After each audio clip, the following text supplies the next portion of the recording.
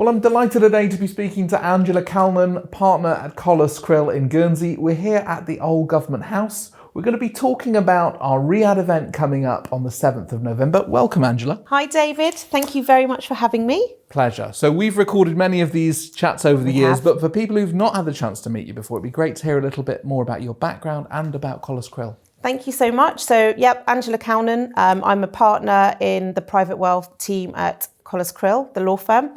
So I'm based here in Guernsey. The firm has got offices here. We're in Jersey, BVI and Cayman. So full service offshore firm. The reason that we're having this conversation today is that my background is acting for Middle Eastern clients. So before coming to Guernsey, I lived and worked in the UAE.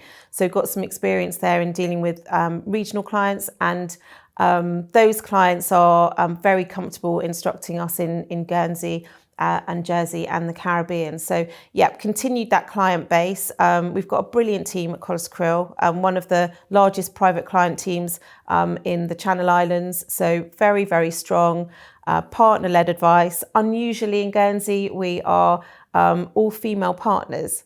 So that's a little bit of a USP for us. But love working with clients in the region, and very excited about our forthcoming trip to Riyadh. There's a huge amount of excitement about the Saudi market. I mean, I imagine it figures in a lot of conversations with other intermediaries like the London legal and tax firms or banks and wealth managers. I think we're trying to put it on the map with this event, and it taps into some of the key trends that are happening in the economy there. A lot of wealth creation and growth. Are you excited about the opportunity in the market? Yeah, absolutely. And you've hit the nail on the head there, really, because I think we've been dealing with clients from the region for a long time. So they've had their structuring and been looked after offshore for a really long time. But it's been more challenging to go in and see the clients in their comfort zone and in their sort of natural habitat, as it were. Traditionally, we've always seen clients from the region either in London, or they will come here, or we see them in Dubai, particularly as a female. So when I was working with the family advisory group at Lawrence Graham, I remember Waleed Chinara, who's a big advisor in the region, always struggling and wrestling with his visa for his trips into Saudi. But now, coming on your trip, it's so simple. You can just sort of click the box, I'm going in on a conference, and we've been able to pull together a massive delegation of the really top brass people that are advising these families. So super, super excited. Fantastic. And you're going to be joined by Collas Crill colleagues from different offices. I mean, tell us about some of the team you'll be joined by. Yeah, so we've always done quite a lot for Middle Eastern families, but we've decided to really, really focus on accessing that market. So like a lot of other firms, we've explored setting up there. So setting up in the region, not necessarily Saudi, or do we continue to trip in and gain intelligence and sort of become sticky with our clients in that way? So this time, to sort of show bench strength, we're taking our global managing partner, Jason Romer. We're taking Ellie Crespi, who leads our BVI offering on the corporate side, and we're taking some colleagues from our financial services businesses as well, just to show that complete turnkey solution for clients.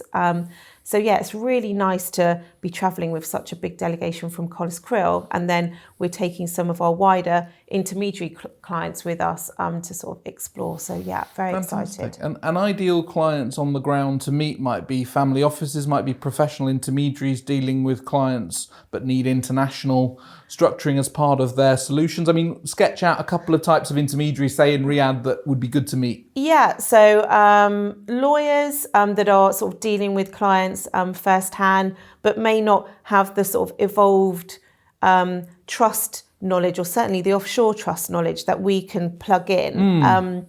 So definitely lawyers on the ground, any accountancy practices that have a footprint there that might be dealing with clients, but also, and harder to access perhaps, is the gatekeepers for those family offices. So typically, a general counsel that has been in industry but then moves into the family office space, they are sort of the golden egg in terms of access to clients that we would be looking to meet. So fingers crossed there'll be some of those at the event. Because there is a real opportunity to create partnerships, isn't there, with people on the ground to add to their relationships. It's not about trying to come in and take relationships away. It's about growing the stock of knowledge and partnerships. That's the thing. So, everybody needs to obviously stay in lane, and we can't do it all. So, we're really great on the Channel Islands and Caribbean piece, but our local intel in terms of, what's ticking on the ground day to day in Saudi is going to be nowhere near what, the people that have boots on the ground are there. So,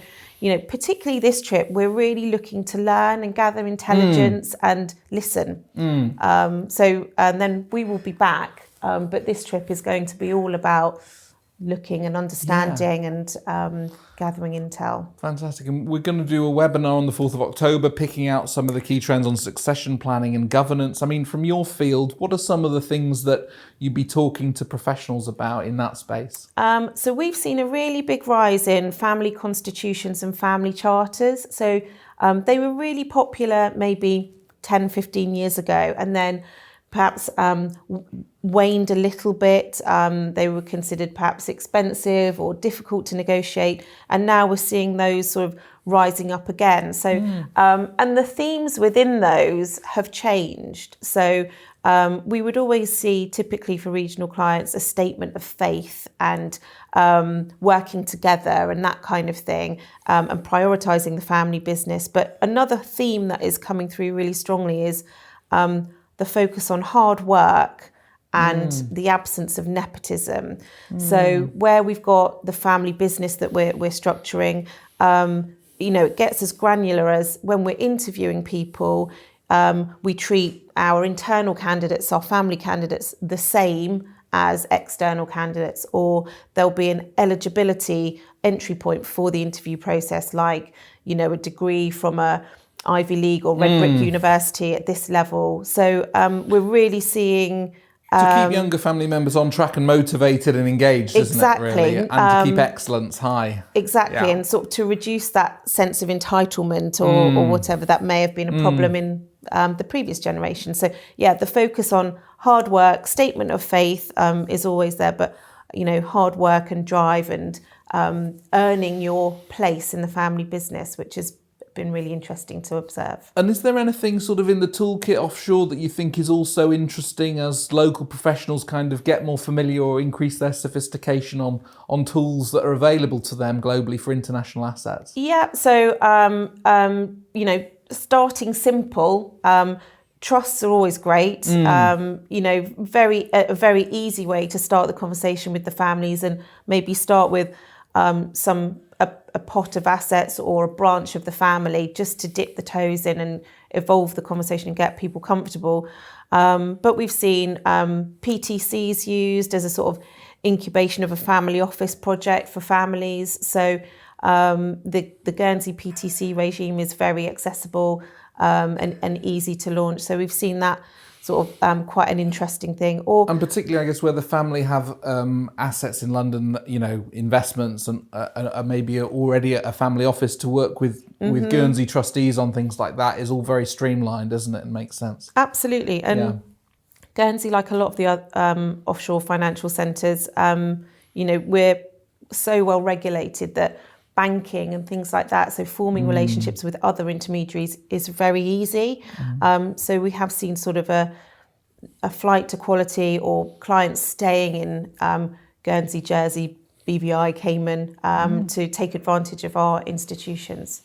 Yes, no, interesting. And was there anything else there on the toolkit? I know in the charitable side as well, there's foundations, there's different things that I think in the region people are starting to talk about more. Yeah. You're absolutely right. So, obviously part of the faith in the region is giving back and charitable objectives. So we've just launched a structure in conjunction with a London firm where they've set up a PTC, but as part of that, they've also set up a sort of a charity in parallel.